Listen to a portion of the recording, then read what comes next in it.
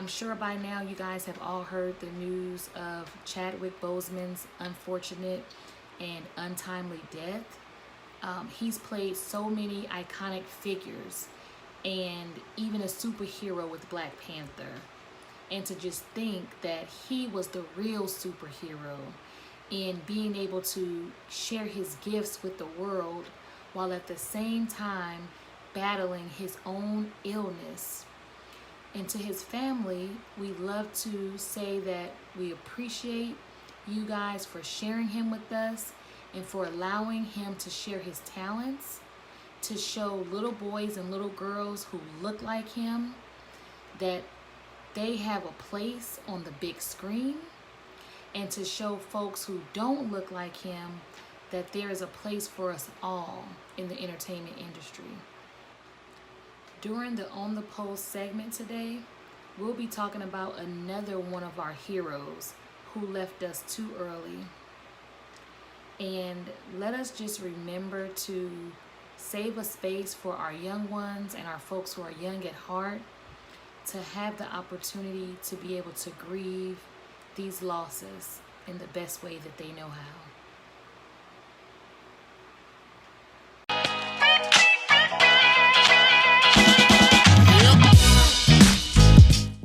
Welcome to On the Post. I'm Venola Mason, and this is Kristen Gaynor, and we're here to share with you guys some hot topics in the news. Make sure that you hit the like and subscribe button down below, so that way you are notified when new videos come out each week. So, Kristen, you know the 23rd of August was Kobe Bryant's birthday. Yeah, one of my husband's favorite basketball players. Oh my goodness. You know, I grew up in LA, so I grew up watching the Lakers. And actually, the day that he passed, we flew into Ontario that morning. And as soon as the flight landed and we turned our phones on, we started getting all these pings about what happened. We thought it was a hoax.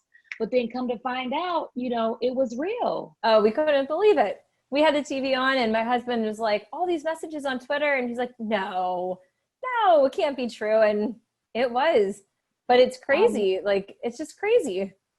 No, it really is. And I just think about, like, you know, all that Kobe Bryant meant to the world, you know, not even just in terms of basketball, but in terms of his Mamba mentality, you know, right. How much he taught us about, you know, working hard, giving it your all, never giving up, you know, fighting through adversity. Well, it's like those. Oh, sorry. Go ahead. No, go ahead, Kristen.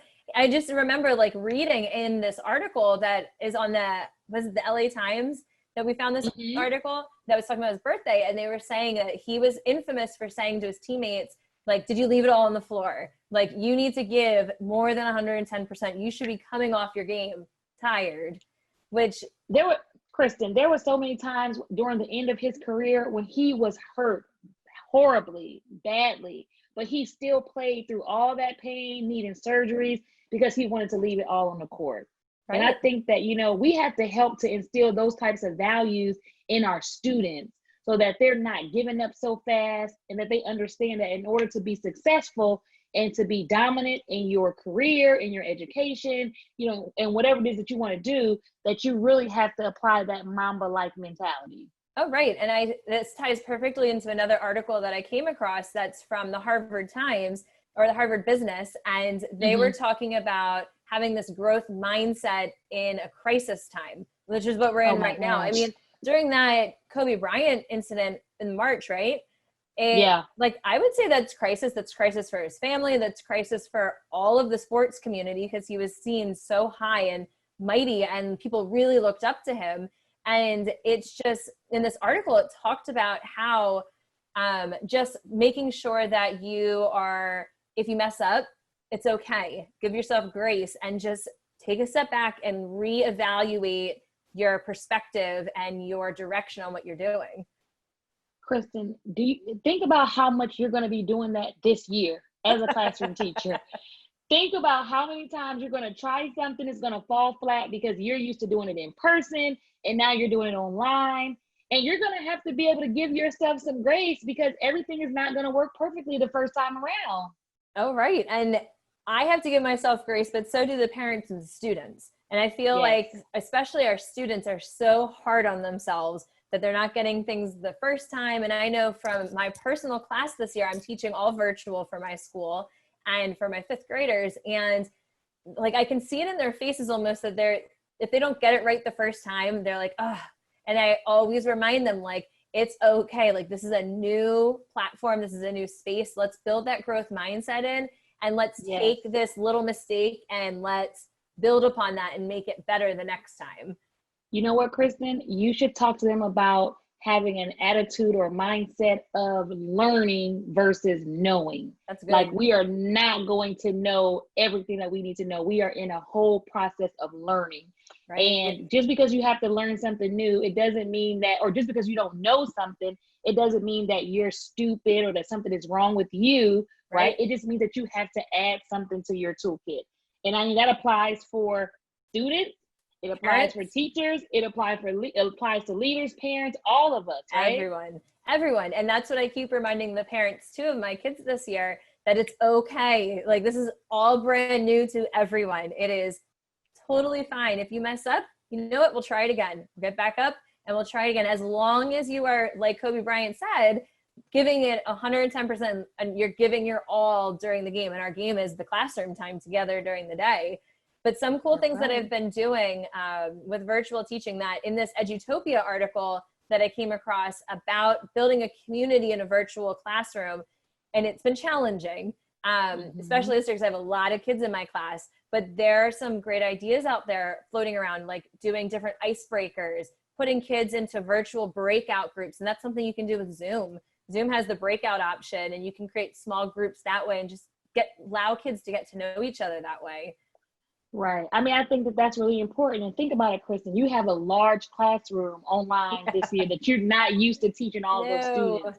So you're going to have to be very purposeful and intentional about how are you going to break those kids down so that you can truly get to know them. Right. And it's not going to be easy, right? No, and so I've actually been doing some things with Padlet, and Google Slides has been our go-to right now. So they've been creating locker spaces where I'm just teaching them simple things like file, make a copy, and then inserting pictures, but it's building that sense of community. And we're working on Padlet tomorrow, which I'm really excited about. Nervous, but there's that growth mindset again that I just need to keep reminding myself of. But we're going to do where I'm going to have them build something. I'm going to give them some stipulations for what, like maybe how tall it needs to be, or some kind of rules. And they need to then post a picture onto their Padlet page. And it's just another way to build a sense of community.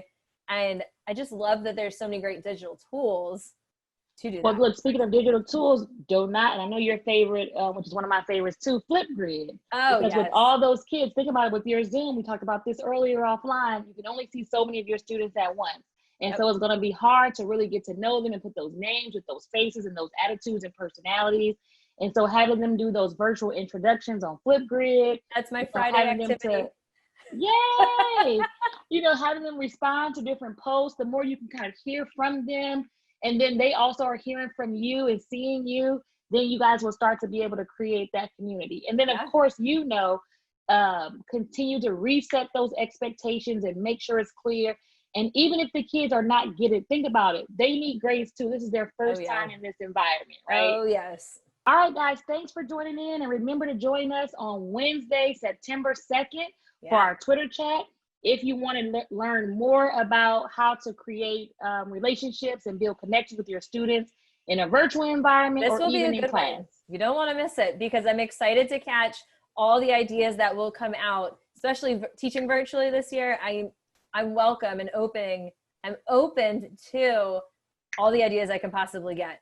So don't forget to go to Venola's website and VenolaMason.com and click on the Twitter chat space, and you will actually get a calendar invite to your phone, so that way you won't forget. Exactly. All right, guys. So we'll see you on Wednesday, 8 p.m. Eastern. See ya.